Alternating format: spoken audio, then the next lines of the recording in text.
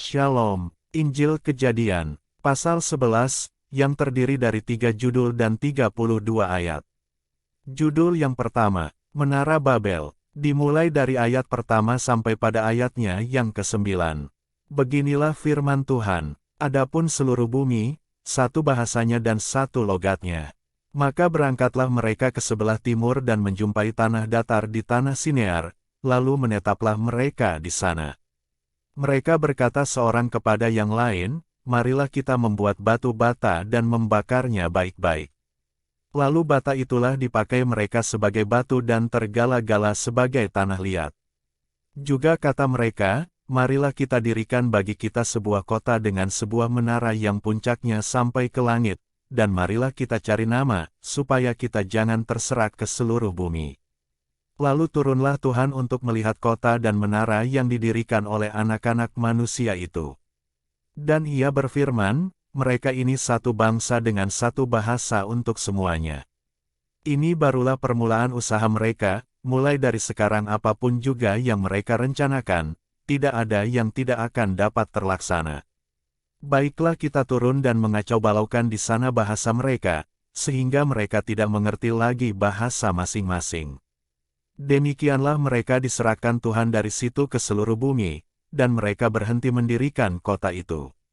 Itulah sebabnya sampai sekarang nama kota itu disebut Babel, karena disitulah dikacau balaukan Tuhan bahasa seluruh bumi dan dari situlah mereka diserahkan Tuhan ke seluruh bumi. Lanjut pada judul kedua, yaitu, Keturunan Sem, dimulai dari ayat 10 sampai dengan ayat 26. Beginilah firman Tuhan. Inilah keturunan Sem. Setelah Sem berumur 100 tahun, ia memperanakan Arphaxad, 2 tahun setelah air bah itu. Sem masih hidup 500 tahun, setelah ia memperanakan Arphaxad, dan ia memperanakan anak-anak lelaki dan perempuan. Setelah Arphaxad hidup 35 tahun, ia memperanakan Selah. Arphaxad masih hidup 403 tahun, setelah ia memperanakan Selah, dan ia memperanakan anak-anak lelaki dan perempuan. Setelah Selah hidup 30 tahun, ia memperanakan Eber. Selah masih hidup 403 tahun, setelah ia memperanakan Eber, dan ia memperanakan anak-anak lelaki dan perempuan. Setelah Eber hidup 34 tahun, ia memperanakan Pelek. Eber masih hidup 430 tahun, setelah ia memperanakan Pelek, dan ia memperanakan anak-anak lelaki dan perempuan. Setelah Pelek hidup 30 tahun, ia memperanakan Rehu. Pelek masih hidup 209 tahun, setelah ia memperanakan Rehu, dan ia memperanakan anak-anak lelaki dan perempuan. Setelah Rehu hidup 32 tahun, ia memperanakan Serug. Rehu masih hidup 207 tahun, setelah ia memperanakan Serug, dan ia memperanakan anak-anak lelaki dan perempuan. Setelah Serug hidup 30 tahun, ia memperanakan Nahor. Serug masih hidup 200 tahun, setelah ia memperanakan Nahor, dan ia memperanakan anak-anak lelaki dan perempuan. Setelah Nahor hidup 29 tahun, ia memperanakan Terah. Nahor masih hidup 119 tahun, setelah ia memperanakan Terah, dan ia memperanakan anak-anak lelaki dan perempuan.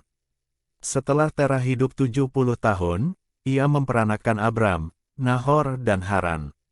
Lanjut pada judul ketiga, yaitu, Daftar Keturunan Terah, dimulai dari ayat 27 sampai dengan ayat ke-32.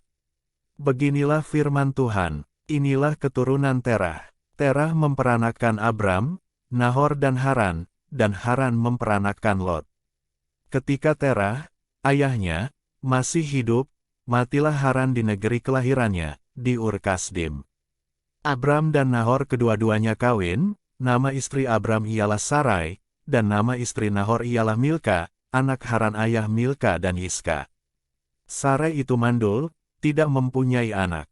Lalu Terah membawa Abram, anaknya, serta cucunya, Lot, yaitu anak Haran, dan Sarai, menantunya, istri Abram, anaknya, ia berangkat bersama-sama dengan mereka dari Ur Kasdim untuk pergi ke tanah Kanaan, lalu sampailah mereka ke Haran, dan menetap di sana.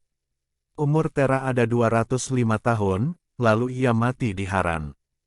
Demikianlah firman Tuhan. Tuhan Yesus memberkati.